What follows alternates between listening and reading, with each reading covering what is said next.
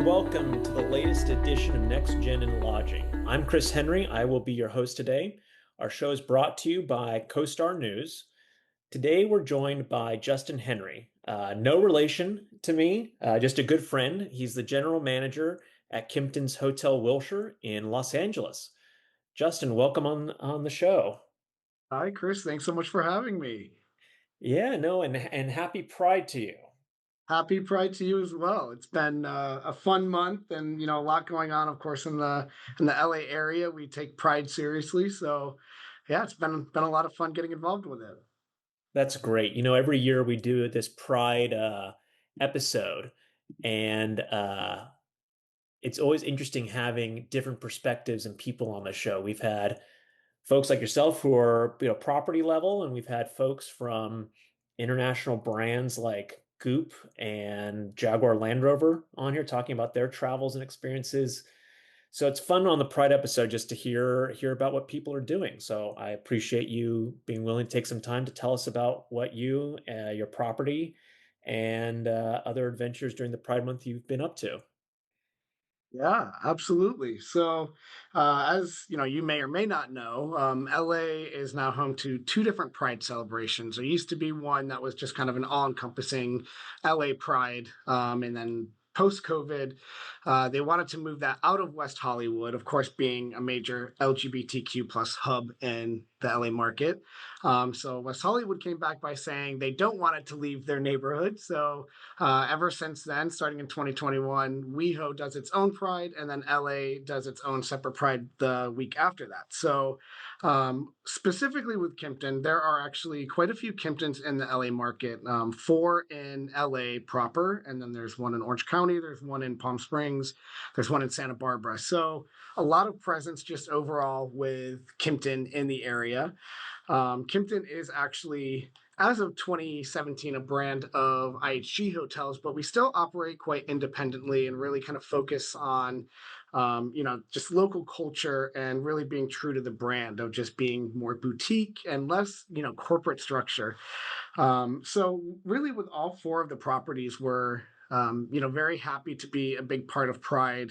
We have a West Hollywood location, the Kimpton Lapeer, that really gets a lot of that business as well. But the other three of our properties in the area, do a lot of fun packages for Pride and coming into town. It's really great just to see kind of that tourism in the local area. And then just this past weekend, we actually were involved with the Pride March and parade in Hollywood. So that was really fun having just kind of colleagues from all of our properties in the area get together and just, take some time to celebrate the community. I appreciate that and appreciate you guys putting yourselves out there to support and celebrate. Tell me what's the process like when you're putting together a group to go march in the parade? What did you guys have to go through? Because I think it's curious to know what hotel steps have to take to be participants. Yeah, that's a great question. Luckily for us, it came to us a little bit easier than I would say most businesses do getting involved with that. But our Hollywood location, the Kimpton Everly, was actually the official hotel of Los Angeles Pride. So they hosted quite a few people, the Grand Marshal as well, that were in town for Pride itself. So, that was a really great connection. So, good piece of business and partnership on a kind of work sense, but as well, building that connection and getting us involved was actually pretty easy. Just, getting registered. And, once we got the word out there to our various properties, everybody was really excited to be involved. And how many people, I guess from your property specifically, how many people participated? So I have the smallest of the four properties. So we had eight from my property, and then in total between the four, close to 40 colleagues that marched in Pride. Wow, that's great. That's a good contingent uh, group there. Yeah. And so tell me a little bit about you were saying that the different properties did packages at Hotel Wilshire. What were you guys offering during the Pride weekend? So we did less of packages and more kind of welcome cocktails. Kimpton is very well known for its social hour, which is a really great aspect of the brand. So every Kimpton property worldwide hosts a cocktail hour or wine hour from 5 to 6 p.m. And it's really just a great way of getting guests to mingle with one another, but also for various leaders in the hotel who may not be as guest facing as, say, somebody at the front desk, to really get to kind of know our guests on a more personal level and get to know more about their purpose of stay or anything that we can do to make their experience even better. So we don't typically do welcome drinks for that reason because we have that for our guests in the afternoon, but we decided to kind of make it fun and we did some fun colored margaritas for check-in, and then we also did some additional snacks and some pride pins and things like that for our social hour.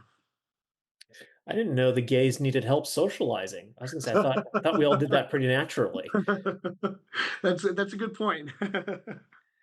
Um, and was the property pretty busy for the Pride weekend? It was, yeah. All four properties actually were fully committed. So it was a really great weekend for us. Um, I think with LA Pride, I think a lot of that was probably less of a Pride crowd, and just happened to be that it's been a busy weekend for us. But for WeHo Pride, yeah, all four hotels were pretty booked up, which was really great to see. Because between the two Pride, so the LA Pride's in downtown, right? I So it believe. used to be, they've actually moved it to Hollywood, so a little bit closer to the Aha. neighborhood Okay. now. But yes, it was downtown for I think a couple of years, and they moved it to Hollywood. So I think the fun thing about that is that it still kind of appeals to the same. I don't want to say same demographic, but maybe same people who would come to West Hollywood, being that it's the neighbor of Hollywood. But obviously, very different vibe and atmosphere to it. Yeah, I know they were sort of really trying to position the two not against each other, but certainly, offering different kinds of activities and entertainment. It definitely seemed like, I don't want to say two different worlds, but certainly two different crowds they were angling towards between the events. Yeah, yeah. I think, with West Hollywood, obviously a lot of people do get involved with that as well. But the big draw to that is, a big music festival, and the bars are all, busy and doing a lot of activities for that. I think the thing that I appreciate about LA Pride is that it's really a little bit more focused on community rather than entertainment, which of course both are great. Both are very important to the LGBTQ plus community. But, this is always great to see. Of course, it's a stereotypical thing. Come June, all the businesses on LinkedIn change their photos to the rainbow pride photos and all of that, which of course it's nice to see. But until we actually see what their I guess investment is to the community and giving back to our community, it doesn't mean as much until you see these companies front and center at these events, which I think just really goes a long way and just kind of shows a lot of support across the board. So I think that's what I really appreciate about LA Pride. Now, I know you travel quite a bit. At least I see that on your Facebook. But tell me, from your travels, have you done or celebrated Pride anywhere else outside of LA? I have, yeah. I'm definitely not someone who kind of goes around chasing pride in different areas, but I always think it's really fun when you can experience that because there are so many different cultures even within our community. So I have had the pleasure of going to Puerto Vallarta for Pride, which was really great. I've been to San Francisco Pride, New York Pride. I'm originally from Florida, so I've been to Tampa, Orlando, Miami. So it's been really great to kind of see that. I do travel quite a bit. You are correct on that. But yeah, I mean, that's the biggest thing when I do travel. I kind of nerd out on just the community and culture piece of the LGBTQ community. So it is something that I look at. When I travel, I want to always check out the neighborhood. I want to learn a little bit more about the gay history, gay and lesbian history. So it is something that's usually at the kind of forefront of my attention when I do travel. So, out of curiosity, I know it's a little bit off topic for our American audience, but I know Puerto Vallarta has become very popular with the LGBT community. I have not been. Um, but it seems like everybody else has. What what is it? What has made it such a popular and safe destination for LGBT travelers? Yeah, I mean, well, for one, I think you're missing out. You definitely need to go check it out. It's absolutely beautiful. I kind of describe it as it's sort of become kind of the new Mykonos, to be honest with you. You know, Mykonos being this massive gay travel destination. Um, and I actually, that's one place I have not been to, but I hear amazing things about it. I think the big difference here, though, is really just, of course, proximity to the U.S., but also the price as well. Of course, you know, going to Mexico, it's quite a bit less expensive than going to Greece. So I think that's really what kind of like picked up steam, and now you just really see a lot of.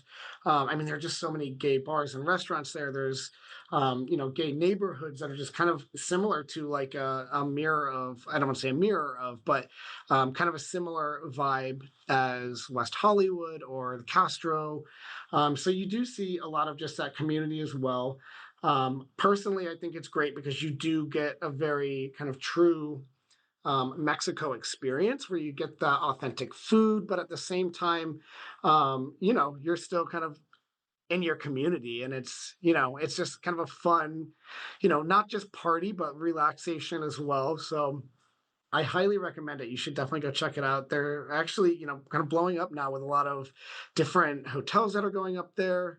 I know the Trist is one. I haven't stayed there yet, but from what I hear, that's really great as well. And you know, an actual LGBTQ plus hotel resort. So So, as a hotelier, tell me I know there's a couple of very specific properties down there that seem to be, at least what I see on social media, the hangout spots. But if you've stayed at one, you know, what about them succeeds at catering to the LGBT community? Is there certain amenities or programs or room offering? Like, what is it? What are they doing that's different from, you know, your typical, you know, heads and beds property? so I don't know that I've really seen things that are anything outside of just kind of, you know, regular hotel offerings. But the biggest thing, and this is something that I think is just important for hotels globally, is the safety and security of just going there and, you know, feeling accepted and not feeling like anyone who's checking you in at the hotel or cleaning your room or anything like that has an issue with a same-sex couple in the room or say a transgender person in the hotel. You know, I am one who, like you said, I love to travel. And when I do travel, it's always really important for me. And I always recommend people research and find out what their laws are like in those countries and cities that they're in to make sure that, you know, it is gay friendly. If it's not gay friendly, you're not doing anything to, you know, offend anybody that's there. And, you know, just being safe as well. So, of course, Mexico is a very gay friendly country, which is great. But it's still always just really important to make sure that you're in a place that you feel respected. And, you know, I just had this, an older lesbian couple that was just checking in at our hotel the other day, and I heard them talking to the front desk. And when they were checking in, she, you know, had to reiterate, okay, it's a one king bed, but for two people, you know, because she didn't want that awkwardness of, oh, okay, I see, you know, two women. Do you need two queen beds? So I think just those kind of like, you know, initial expectations of being able to go somewhere and not feel questioned or looked at in a certain way is really what just makes it pretty key for me when I travel. And especially Puerto Vallarta is very much like that. So, thinking domestically, aside from West Hollywood, saying somewhere you have to travel to, is there a particular LGBT destination that you prefer over others? Ooh, that's a great question. So, like, I just did Provincetown for the first time about a Oh, month ago. okay. And a month ago? It was, yeah, it was for Memorial Day weekend. And it was an interesting experience. It was a real blast. Um, Yeah. I've never been to P Town. I really want to go. Fire Island is also on my list. I've never been.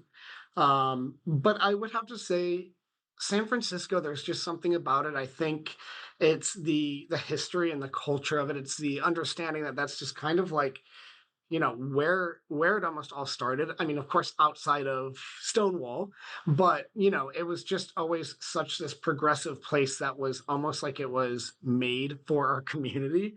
And even, furthermore, looking at the history of how that became that, and it was really from a lot of military people, naval officers who were discharged for being gay, and they were sent back to San Francisco where they're stationed, and they just made a home there, and it became this gay metropolis. So I really love that, and I love the architecture of it. That kind of, when you're there, it sort of brings you back into time. I understand it's obviously completely changed a lot now, but still having those establishments still up and running, and still having a neighborhood where people feel safe, to be themselves and to be amongst their own community, I think is just so powerful. And I absolutely love that about San Francisco. Yeah, San Francisco is always a blast. Exploring the Castro, I feel like, the bars are there's always a good crowd in all of them, to be honest. And everybody's just very friendly and warm. It's like everybody's accepted, everybody's uh welcome. So yeah, San Francisco I think is sort of unique in that sense. There's no one set crowd. Yeah, absolutely. Yeah, it's Is there very, very open and welcoming. is there a particular place in San Francisco you like to stay? Not really. I used to work for Hyatt, so whenever I would travel, I would stay at the Grand Hyatt up there. It's a great property. But I've also stayed at a couple little. There's a company that I used to work for called Casa, and they do kind of like an apart hotel, I guess you can call it, concept, where it's you book it on an app, and then you have an access code to get into the building. It's almost like you're like in a condo that is all completely like furnished and staged, but with like hotel amenities. And there's this really great location right in the Castro that was just, I mean, so great. Just like waking up and coming outside in the morning to go get coffee, and you're right there in the Castro. And yeah, I mean, just really great experience. But yeah, I don't have like a one set go to spot, to be honest with you. I've stayed at that Grand Hyatt before. It is a good property. It is, Um, yeah. and also I historically I do really like the Hyatt there in the Embarcadero area. It's Yeah, just the from Regency. an architectural perspective, it's a cool building. It really is, yeah. So, tell me about your travels as you've been exploring overseas. I feel like I've seen a lot of Asia Pacific and I think some Europe stuff. What's been on your radar lately? Yeah, so I have, always been very into just traveling to Europe in general. Obviously, really incredible history there. The architecture is beautiful.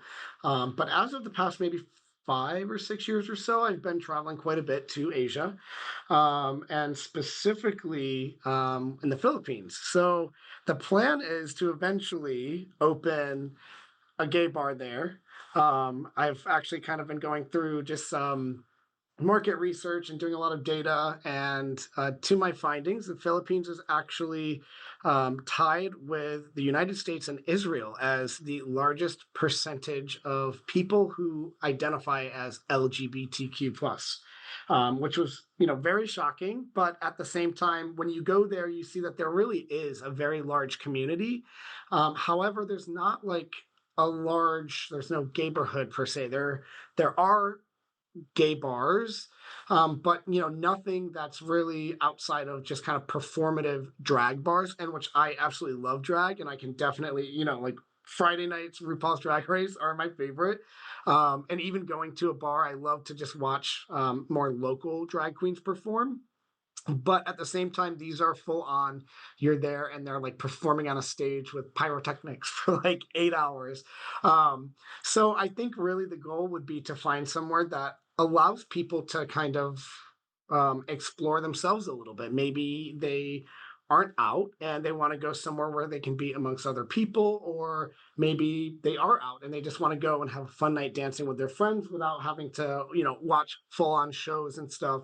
Maybe somewhere that's a little bit more intimate, kind of a club vibe, but kind of loungy, where you can, take a date, or you can go for pregame or, nightcap after you've gone out. So that's the goal, but we'll see where it goes. I have to agree with you that the drag scene in the Philippines is like on another level. It's It's it's there and also in Bangkok and Thailand. It's like both yes, both places. It's they take it to 11. It's unbelievable. it is, yeah, it's incredible. It should be in the Olympics for sure. I've the Philippines is a beautiful country, and I do think that it sort of has been an overlooked destination. But finally, since COVID, it seems to finally be getting the attention it deserves on at least on the adventure tourist map. It seems to finally have been discovered in that sense.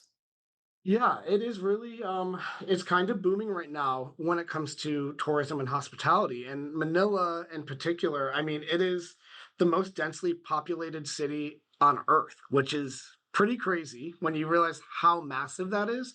But I just think it's always been kind of overshadowed by a lot of these other massive tourist destinations, Tokyo, Bangkok, there's just so many places in Asia. So I think it's really kind of like finding its footing, and you go there, and there really is just like a wide range of types of cuisines that are offered now that, from what I hear, didn't used to be the case. Really cool concepts that you go there, and it's like, wow, this seems like something that I could see in LA. So I think it's definitely, up and coming for sure. And then, of course, all the islands as well is really the main draw to the Philippines. There are just so many islands that are, absolutely beautiful beachfront islands. So, great for that. But now kind of gives you a little bit more of a reason to kind of visit those places when maybe you would otherwise go to, say, Bali or Phuket or something like that.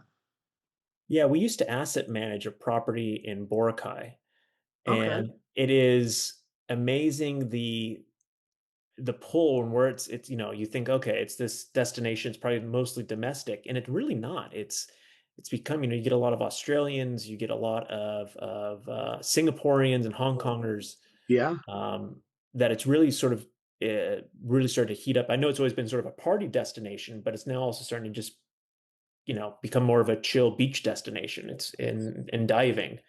um, so it's been fun to see the market sort of mature.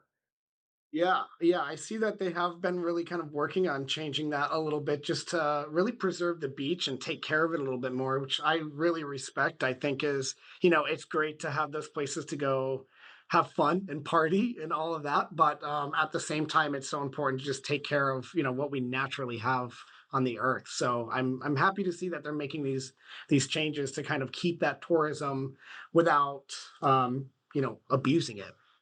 Yeah, I'm curious, from between your travels and at the property you run in LA, what kind of, I guess, sustainable, I know this is off topic from Pride stuff, but it just got me thinking, what kind of sustainable practices do you think actually have an impact? Oh my gosh, so much. I mean, I think just in general, with just the use of carbon emissions in businesses in general, but really just kind of looking at your consumption on everything. So we've gone through in just the past year and a half or so and just replaced every single light bulb in our hotel to LED lights just to be more mindful of that. I know this is a big topic in hotels in general, but specifically in California with just like the single use like plastic containers and stuff that we just got rid of, water bottles not being in plastic bottles and things like that, having water to refill your bottle while you're a guest at the hotel so that you're not having to go and purchase more um, plastic bottles and things like that. So it might not be a huge immediate impact, but I think those types of steps can also get other people in that same mindset to make sure that we're taking care of the earth and not overdoing things we don't need to. No, I appreciate you sharing that, because I think there's always been a lot of talk about greenwashing, and are the things we're doing really having a positive impact. So anyway, sorry for the off topic from the No, Pride that's okay. discussion. Um, so continue on with your travels. Where do you want to go next, as far as for whether it be World Pride or your next sort of adventure? What's on your radar? So World Pride has always been one. I wanted to go to World Pride when I was in New York. I did not get to go.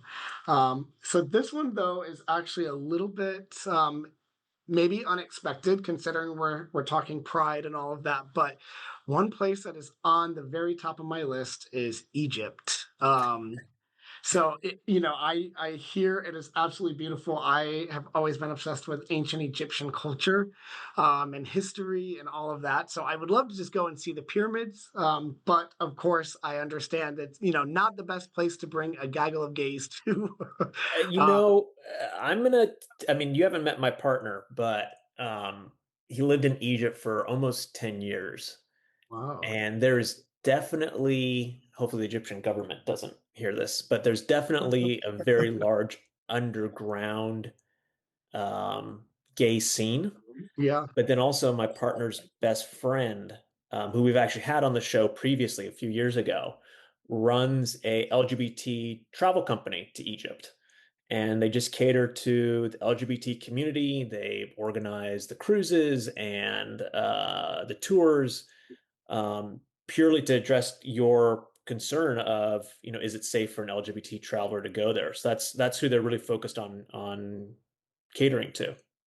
Wow, that's wonderful. Yeah, I had no clue that there were any organizations out there like that. And, I think that's really great to know that, probably something that's a little bit under discussed, I think, within our community. But that's really great. I'm going to have to connect with you to get his information at some point. Yeah, I'll text you Gus's information. Gus is a good guy. Um, yeah, and he's been doing very well with the group. I mean, their groups usually sell out, and I think they do up to like 25 people because they charter the Nile boat, the cruise ship, just for that group, and do private sailings and stuff. So it's definitely a thing now. That is so cool. They don't have Pride there, but you can go to Tel Aviv next door and Yeah. certainly go to Yeah. Pride there. Which was just going on just this past weekend, actually. I saw everybody out and about there on Instagram. I know that's like the hot place at the moment. Yeah. So getting back to the LA area, did you see, just out of curiosity, this year, did you see a lot of the other called large players in the local hotel scene be involved with the Pride Parade at either event? Not really. No. I'm sure that there probably were that maybe I just didn't see. But no, I didn't really see any of the main, Marriott, Hyatt, Hilton, anything like that. So yeah, kind of crazy. Do you feel that it's mostly tied back to the current political situation and in trying to be under the radar again? It's hard to say if that's the case here. I know, like I mentioned, I'm originally from Florida, from Sarasota, Tampa area. And of course, I'm still pretty well connected with just other hoteliers in that market. All my friends are still there. So I do know that that's very much the case there. I know that they were talking about canceling Tampa Pride altogether just because of a lot of the political things going on. And then I heard that they kind of rescinded that cancellation. I don't know where they ended up. So I do think that that's kind of the big thing. I think this whole, attack on DEI and the workplace has also really made some companies a little bit afraid to be out there. I think hopefully we still see just people kind of being involved, and I think that's what's so powerful about, you have these corporations who obviously have so much money and resources, but at the same time, it's the local people, the local community who can really go out and make a difference, whether or not their overall, corporation is doing the same. I think it's still really powerful to have those people out on the streets and speaking well of things like DEI and just discrimination in our community and things like that that unfortunately continue to still happen these days. So And do you feel that there are ways in those places, that there are ways that the hotel community or the tourism community at large can support, even uh, you know, again, under the radar? I do, yeah. I mean, I think. like you said, actually, some of the organizations, I think like LA Tourism and a lot of those organizations are always just really great about bringing the community together, bringing people together, outside of even just the LGBTQ community, of course. But um, I think just in the way that they work and just kind of bringing everybody together, even though we're all competitors in this market for, tourism and occupancy and ADR, but it's still kind of the focus on LA as a city, LA as a group of people and community members. So I definitely think it's very possible to still be involved and kind of still have, a fight to, I think, what is right.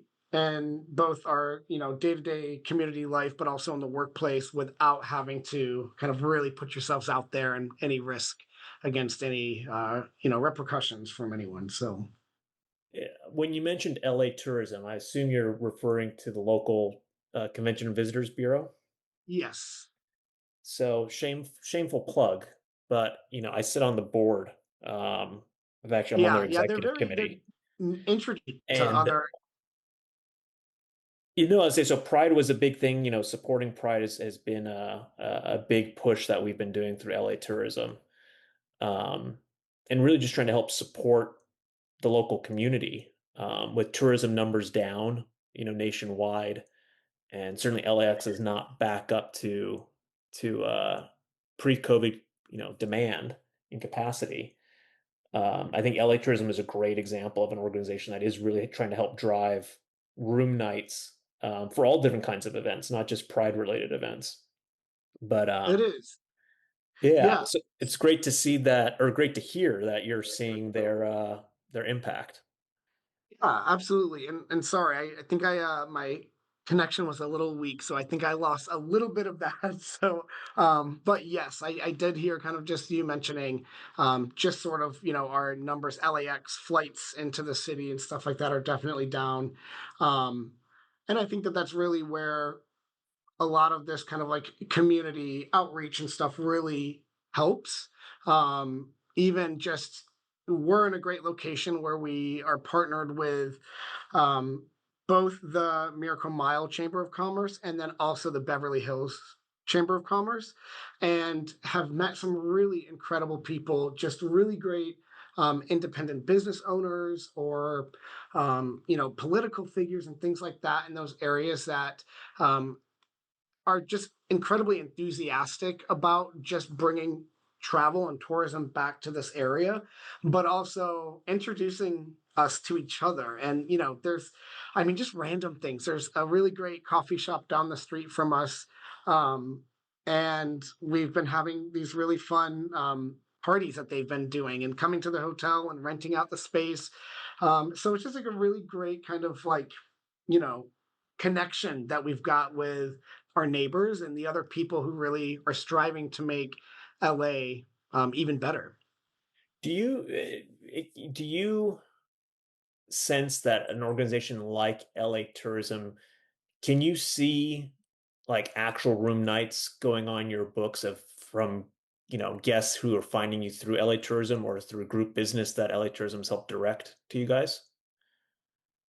At my property I'm at now, not a whole lot. And I think that that's partially due to just kind of our proximity to the convention center. I think that they do kind of focus a lot more on some of those larger scale, citywide events and things like that. But really, just like some of the connections that I've met through them, though, have been really great. So maybe not directly, but when I was working downtown, definitely we would get quite a bit of room nights, directly from them. So that was really helpful. The goal is now, though, with the Metro D line. I know you've been out of LA for quite some time, but the what used to be the Purple Line has now been extended, kind of coming from Koreatown, and now it goes all the way up to Beverly Hills. So there's an actual Beverly Hills station now, and then the next phase of that will actually extend that all the way out to Santa Monica. So I think that that's really great for us for potential partnerships with organizations downtown or even convention center business, because now it really is just an easy, walk across the street, you hop on the subway, and you're downtown in 15, 20 minutes. So I think that's really great and promising as well. And that might be a different story once that's up and running fully. But until then, though, yeah, I mean, it hasn't been anything major direct numbers that we've seen. Well, as far as the subway goes, better late than never. They've been trying True. to build Yeah. that darn thing for a long time. Yeah. It's literally been like 10 years. So. Back on LGBT, are there any other destinations that you're keen to explore at, whether it be for Pride or just in general that are popular with LGBT travelers? Yeah, I actually just missed the cutoff on this one because their Pride just went by a few months ago, but Taipei is supposed to be a really cool LGBTQ community there. So I've heard really great things about it, and it's kind of one of those where I feel like Taiwan is one of those places where, sure, you can go there and get kind of that fun, um, Taiwanese gay culture experience, but you're also getting this really cool experience of a trip overall as well. And then another one, Australia. I've actually never been to Australia, so both Sydney and Melbourne are very high on my list. So yeah, I've got quite a bit to keep me busy still moving forward. I've not been to Australia either, but I'm not sure I'd ever come home if I went there. I know. All the pictures I see, I feel like I would just sit there with my jaw on the floor trying to figure out what's going on. So, so for Australia, that would be fun. And then Taipei, I've had quite a few friends who have done Taipei, and they all seem to have loved it. Yeah, I've heard very great things. And you know what? It's very close to the Philippines. So if I ever end up opening that bar sometime soon, I'll definitely be making sure to make a quick flight over there. Good, good. Well, I know we're getting closer to running out of time. Just in sort of wrapping up, any last thoughts that you have on how to, I guess, support, LGBT travelers and then also just to promote the community during Pride season? Yeah, absolutely. I think the thing specifically with hotels, but of course this does kind of go with almost any business really, is that it's really just having that visibility or representation of your community into these positions that just really can be so impactful. And I think that just goes sort of full circle in a hotel for, of course, your guests. And, it is nice to see someone within your community that, is in a position of somewhere that you like to be. It's a fun engaging area, but also on the other side of that as well, for employees to see that maybe there's a younger person who's new to hotels, maybe someone who's not even out yet. I've actually I had that at a previous property that I worked at. I kind of spearheaded a LGBTQ plus network for employees within that company to kind of get involved with local efforts. And because of that, an employee, not someone who directly reported to me, but was an employee in another department, talked to me and said that they think that they may be trans, and they officially came out to me and didn't want anybody to know about it. And a few years later, um, he is now living his best trans life, and I'm so happy to know that that is something that I'm not going to take credit for it, but being in a healthy work environment where he was able to see somebody within a community like that, that he felt so compelled to let me know that you know, she at the time was trans, and now he's living a really great, happy, healthy life. So I think just making sure that there is that visibility of our community in professional spaces as well as social spaces is just really key to our success.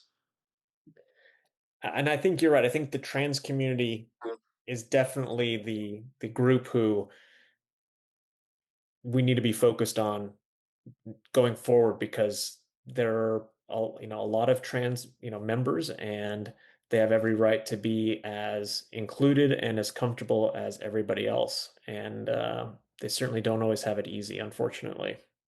Yeah. um, all right, last question, I'll let you get back to running your busy hotel. Any final plans for Pride this year that you're looking forward to? I'm still trying to make it back home for a Pride since I've moved away. I've been in LA now for, gosh, almost 10 years now. So just about a decade. So I have not gone to any Tampa Prides or Orlando Prides in that time.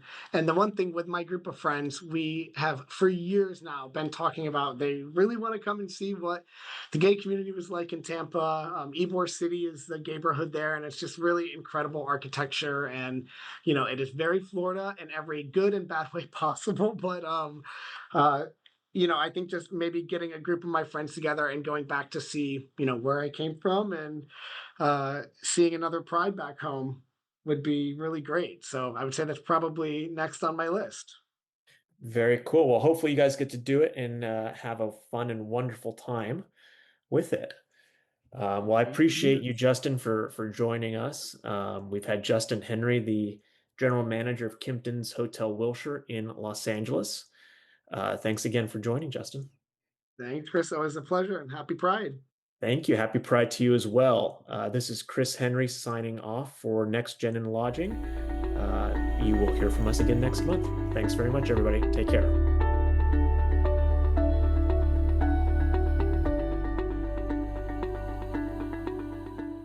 Hello, I'm Luke Haynes, People Newsletter Editor CoStar News, and the host of Top Credentials, a monthly podcast exploring the colourful careers of those working at the top of UK commercial real estate.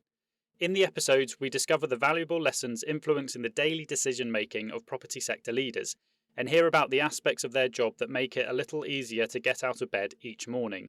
We'll also ask for their views on the latest news and policies shaping our constantly evolving industry, and even get them to share a famous quote or song title they think defines their career or the profession. Listen on Apple Podcasts, Spotify, or wherever you get your podcasts. This episode was recorded in June 2026 and edited by Sean McCracken. Find all of CoStar News Hotel's podcasts on Apple, Spotify, YouTube, or your platform of choice, and visit costar.com/hotel news for the latest coverage on the global hotel industry.